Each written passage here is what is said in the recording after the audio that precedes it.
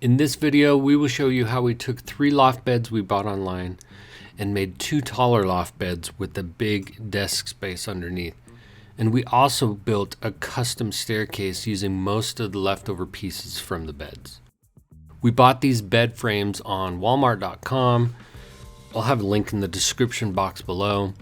We initially wanted to use white IKEA bunk beds and customize them, but they were out of stock at the time and we needed to get this project started. We didn't necessarily like the dark brown look, but we made it work.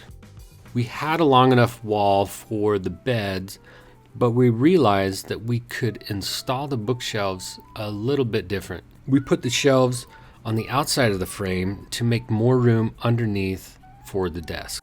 Doing that gave us a good idea for getting up into the beds. On top of the bookshelf was a nice area for a landing if we built a staircase. After adding the rug and seeing them in place, we realized that they were very short and that our girls would quickly outgrow them. So we had an idea to use parts from a third loft bed to make the first 2 beds taller by 18 inches. I cut out leg extensions on the miter saw and drilled holes in the right spots to use the extra hardware to make the beds taller. All right, so here's how the extension looks on top of the original post. Really good match. So we got 1, 2, 3, 4 posts. So up front, I'm going to use these brackets from the extra bed that we have, but in the back I drilled a hole and I'm going to put a dowel on these 2 back ones. So now we just need to lift up the bed, put it on top of the raised legs. We added some additional support with plates and extra screws in the back and out of view. We also changed the frame a bit so the girls could get in their beds from the landing by moving the footer of each bed down right above the bookshelves. It works so well to raise them up and it looks so good being all the same material and sizes from the extra bed that we bought. They were so much better being taller. We secured the beds together in their space and anchored them to the wall. Since they were taller, we didn't want them to be unsecure. One thing I forgot to mention is that we ended up flipping the beds around and rearranging some of the parts so that the ladder side was actually up against the back of the wall instead of the front. And that provided a nice continuous frame up against the front so you wouldn't fall out of bed.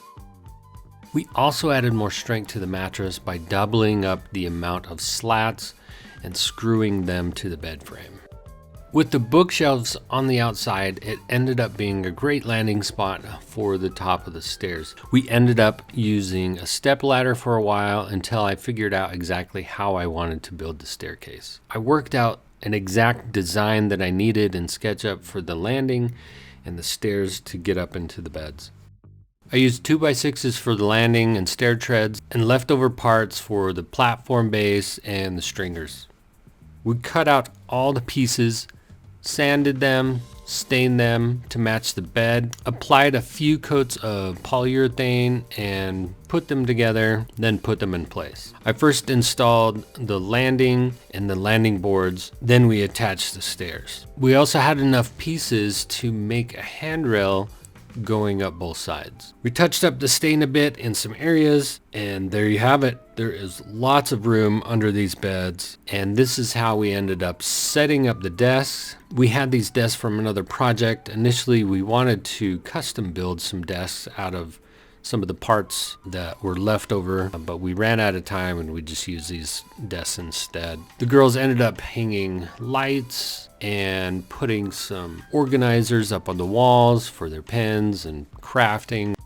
Thanks for watching this video. Don't forget to like, share, and subscribe, and we'll see you in the next video.